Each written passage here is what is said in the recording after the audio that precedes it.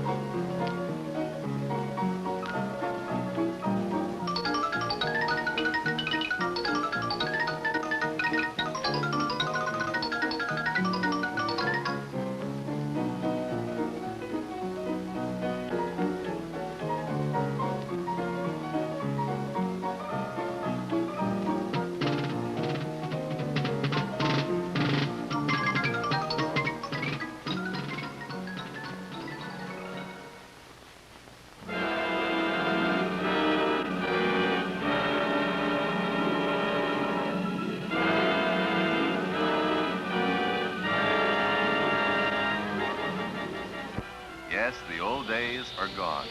Everything is new and different. Progress has brought great changes to the Speedway, but one thing remains the same as on that eventful day in 1911. The kind of man it takes to get into a fast, powerful car and drive to win.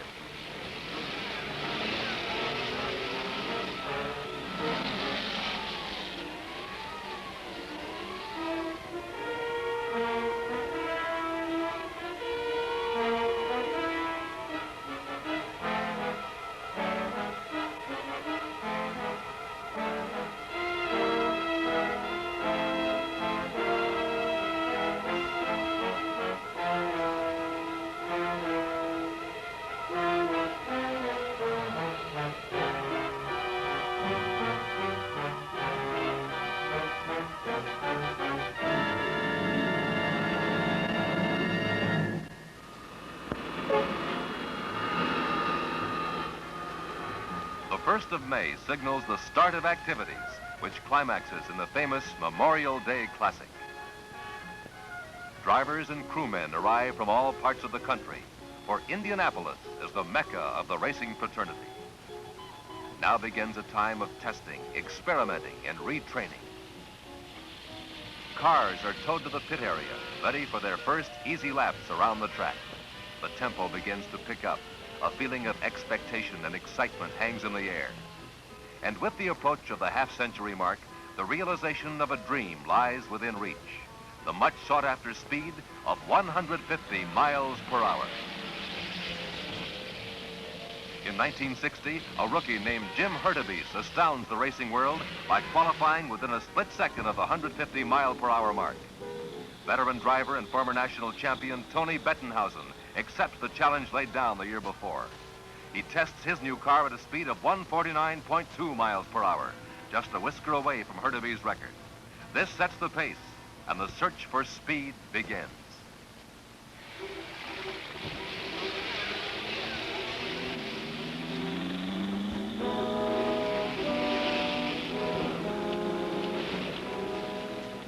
rookie drivers make their first runs under the watchful eyes of USAC officials. Older drivers counsel them about the 4 tricky corners, puzzles that several generations of racers have tried to solve.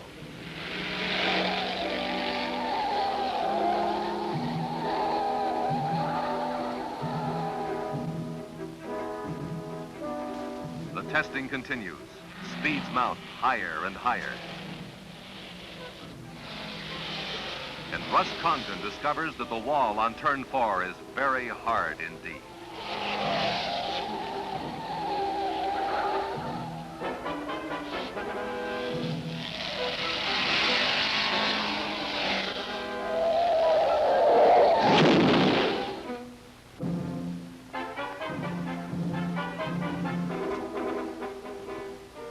Then Bud Tinglestad, in his search for speed, loses control for 1 split second, and turn 4 begins to look like a giant tic-tac-toe game. The racing world gets a jolt when John Cooper of England brings his light rear-engine car to the speedway. In early tests, Jack Brabham, world road racing champion, drives the Coventry Climax-powered car around the Indianapolis track with ease. Speeds of 144 miles per hour are attained, and the car shows superior cornering ability. Chief Steward Harlan Fingler gives John Cooper a list of do's and don'ts, among which is a helpful hint about being sure the wheels are on tight.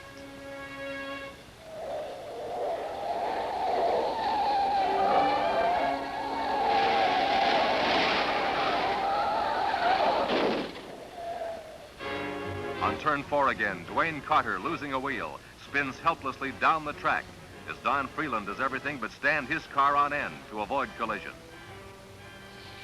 Cars are like individuals, and each one has its peculiarities.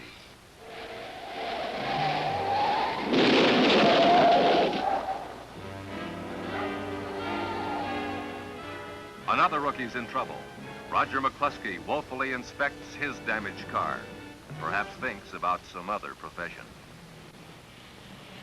Then, real tragedy strikes.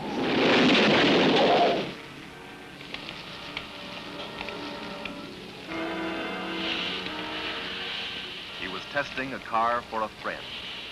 They found a nut in one turn, a bolt in another, and farther on, part of the car. Tony Bettenhausen was a champion. He had more experience than almost any man on the track, a man loved and respected by his closest competitors. His career ended here, just across from the entrance to Gasoline Alley.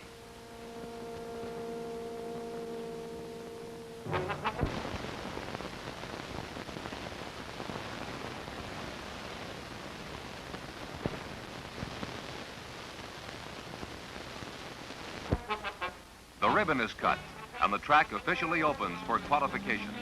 Bill Cheeseburg drives out of the pits and starts his run. But the dream of a 150-mile-per-hour lap is gone. Cheeseburg turns a respectable 145.873 average for his 10-mile qualifying run. He pulls in, happy that his ordeal is over.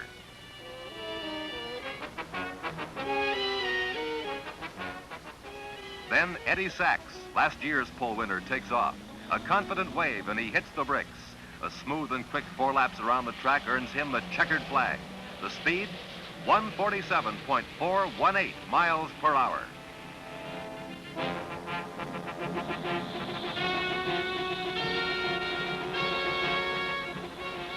In the pits, he gives the "we're in" signal, and Sachs has won the coveted pole position for the 2nd straight year. A.J. Foyt, the national champion, pulls in. His run puts him in the pole position of the 3rd row. Chief mechanic George Vignotti begins to get a feeling that Foyt's winning streak will continue. And Jim Hurtubise qualifies for his 2nd race at Indianapolis, winning the outside spot in the front row.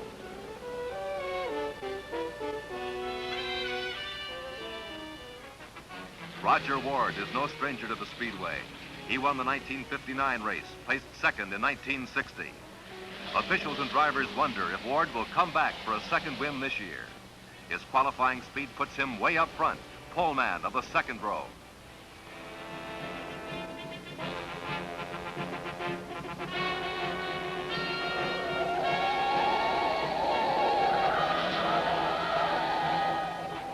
But qualifying has its problems for some drivers. Rookie Don Davis spins, recovers, and drives it away.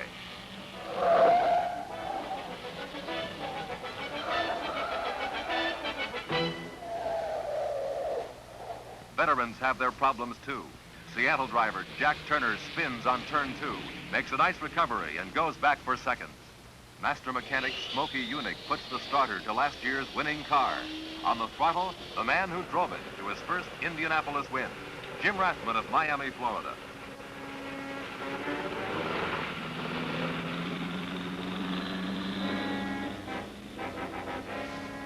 He starts a run which assures him a solid position in the lineup, as race fans are busy trying to watch all the action.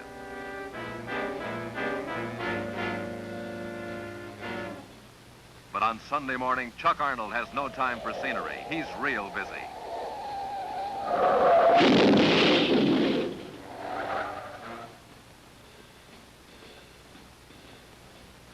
Nobody hurt, everything okay down in turn 1. And Don Freeland allows them enough time to clean things up before he brings a new sensation to qualifying.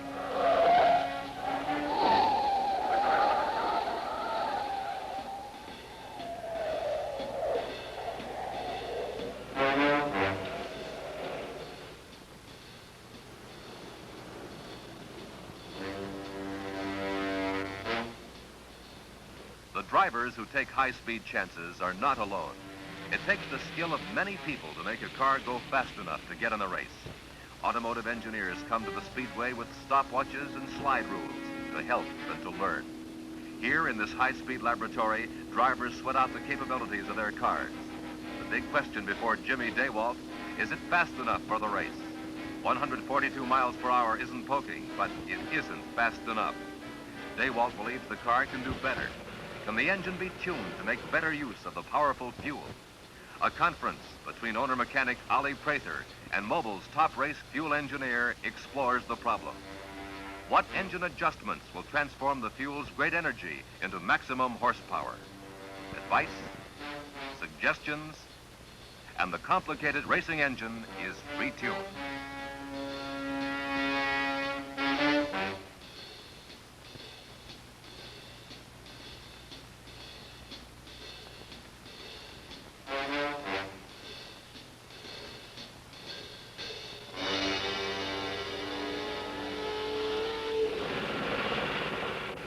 Now the car is ready to qualify.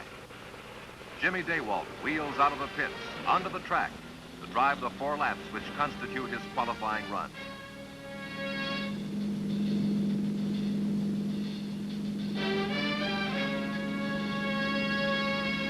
.219 miles per hour. Daywalt wins a starting position in the fastest field of cars the Speedway has ever seen.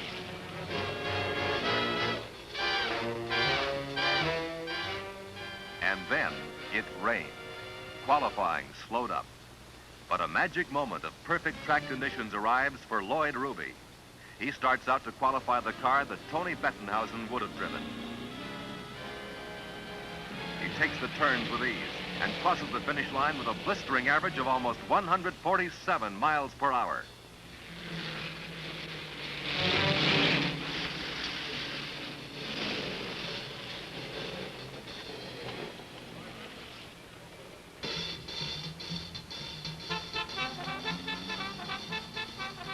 And so the field was filled, and the bumping began. Happiness for those crewmen and drivers who made it.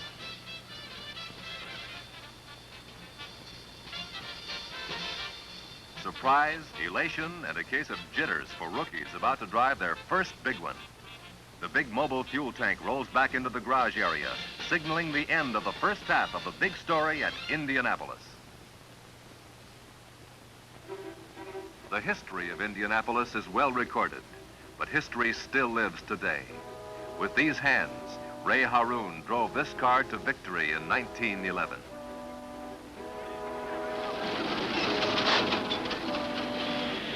But in 1/2 century of racing, there still remains that awesome moment when cars, in all their beauty and power, roll out to start the big race.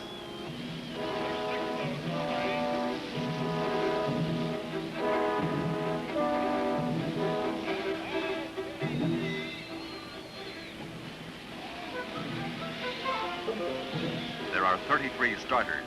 Sachs on the pole, Don Branson in the middle, Hurtubise on the outside, Ward in the second row, rookie Parnelli Jones next to him, and Dick Rathman beside them. Then comes Foyt, Sutton, Cheeseburg, Johnson, Jim Rathman, and Weiler, and others behind them. The fastest field in history, and each man a potential winner. Words alone cannot describe the start. Just listen.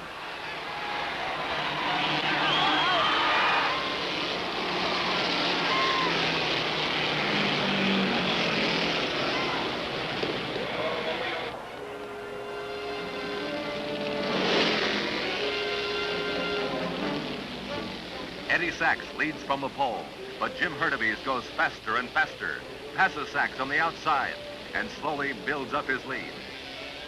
The field strings out.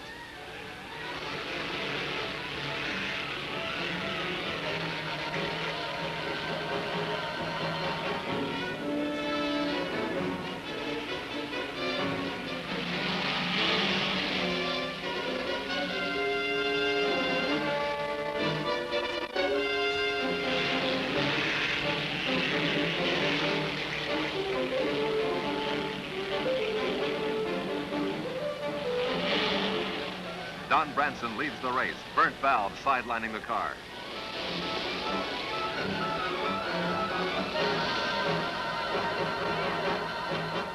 Bobby Grimm in the Thompson Industries Special goes out with a burnt piston.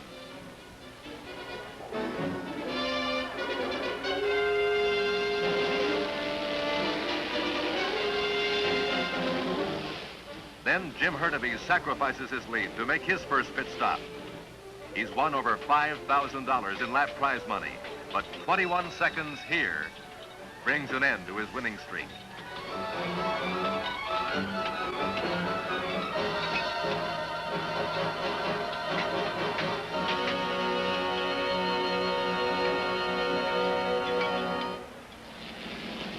'60 winner Jim Rathman moves into the lead and starts to press his advantage.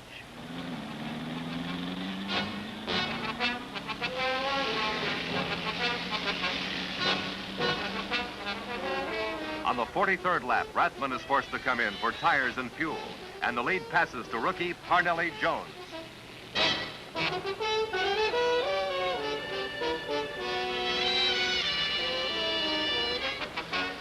Now the pit stops come fast and furious. Bill Cheeseburg brings his Dean Badline's car in for service after driving in the top 10 all the way. Roger Ward comes in, signaling for quick attention. A few laps later, Parnelli Jones is out of first place, joining the others in the pits.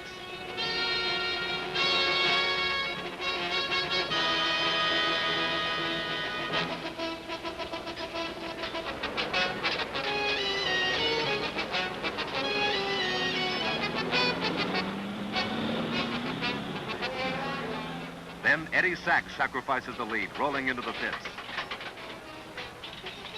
His well-trained crew moves into action.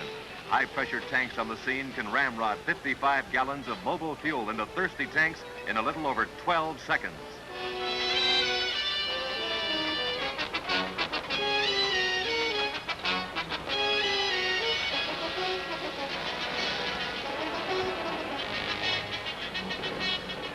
Sachs pulls away, and pandemonium breaks loose in the main straightaway.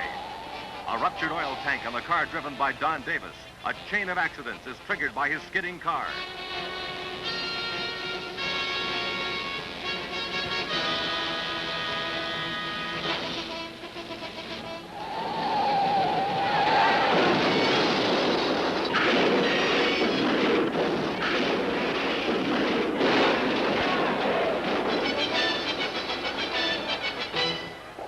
The main straightaway resembles a large bowling alley where cars lie scattered like 10 pins.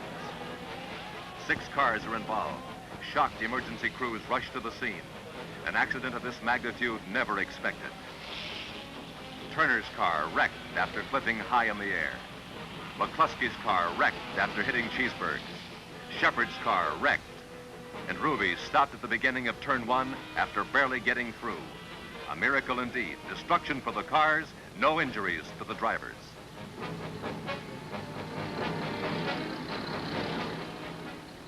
Under the caution flag, the depleted field slows down, treading gingerly among the wrecked cars. Emergency crews clear the track.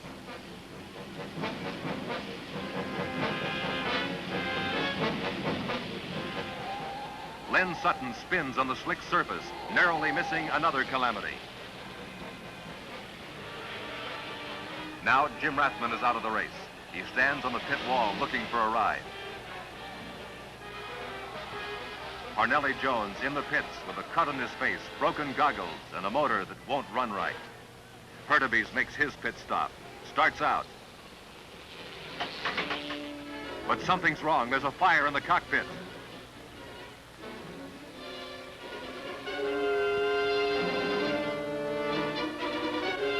He bails out of the car. The crew works on the stubborn blaze as the rest of the field passes by.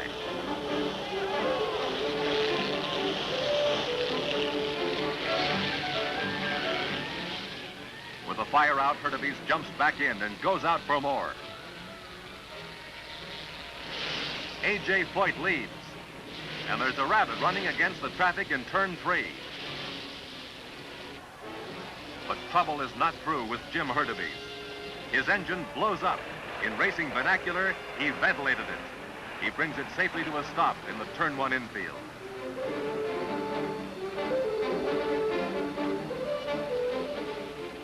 Now, a battle for the lead, which will make racing history begin. Foyt leads, with Sachs breathing down his neck. Len Sutton, out of competition, watches the raging battle. Eddie Johnson leaves the race abruptly in turn 4. Jack Beckley stands on the track wall, wildly signaling Wayne Weiler that his left front wheel is about to come off. Eddie Sachs now leads. He just went that away. Down in the pits, Eddie's wife listens carefully to the race announcer. Tension builds, and then Sachs comes in for his third and what should be his last pit stop. Once again, the crew swings into action as the critical seconds tick away.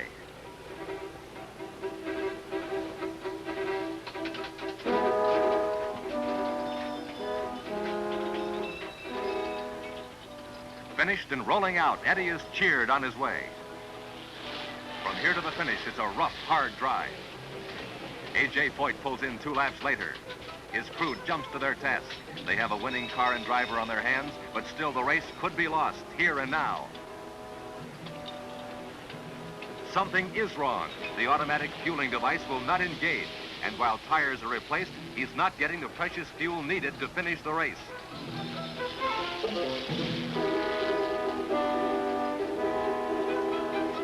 The air jacks drop the car, the hose disengages, and Foyt is away with no fuel.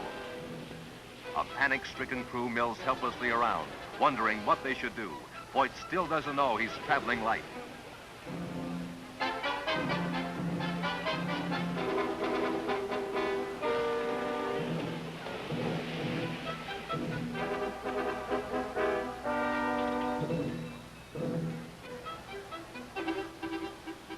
Roger Ward takes advantage of the 2 pit stops.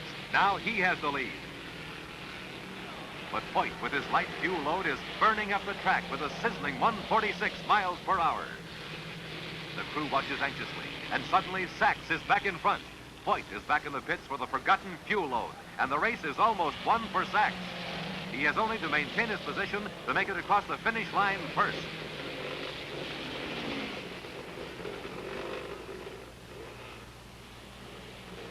A competitive crewman watches him fly by. Suddenly, the crowd is on its feet. 3 laps to go, and Sachs is making a pit stop. 1 worn tire, and his refusal to gamble on it puts Foyt back into the lead. Sachs storms out of the pits, but it's all over. Foyt crosses the finish line. A.J. Foyt, a true champion in every respect. Winner of the half-century Indianapolis 500, the richest, most colorful race in the world. A disappointed Sachs pulls in slowly. Ward gets the OK sign for 3rd place. and for A.J. Foyt, a trip to victory lane. A rookie in 1958 and a winner in 1961. A new track record of 139.131 miles per hour and the largest burst in all Speedway history.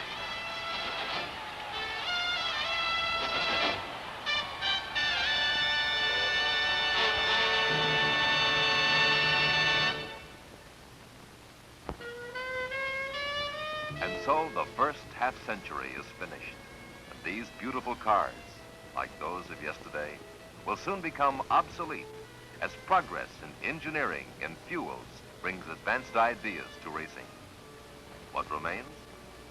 Well, there's the memory of race day, the bands, the crowds and the color, and the traditional balloons floating into the sky.